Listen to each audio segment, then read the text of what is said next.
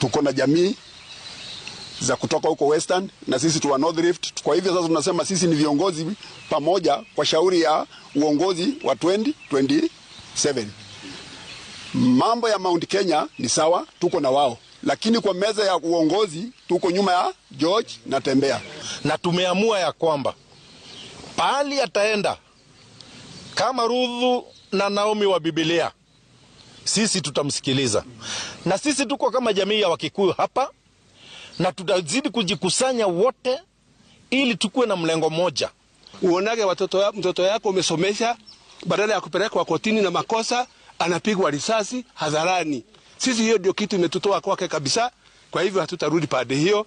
Tutatembea na George Natembeya ili watoto wetu wapone. Hatusemi wafanye makosa, kama kuna makosa siapelekwe kotini. Tunahitaji viongozi, hatuhitaji wanasiasa. Na vile tumemwangalia George Natembeya, tumekuja kugundua yeye tuko na Kibaki wa pili. Sisi na wenzetu wala ambao wanalinda mwananchi tutakaa chini, tutacraft line up ambayo ni nzuri. Na sisi tumesema kila mtu asingangane kuwa captain, kuwa kiongozi, kuwa flag bearer. Hapana, tuangalie Wakenya wanataka nini. Wakenya wanataka ni for the first time ikuwe ni interest ya Mkenya, sio interest ya Natembeya ama ya Rigiji ama ya Matiang'i ama ya Kalonzo ama ya nani, interest ya mwananchi.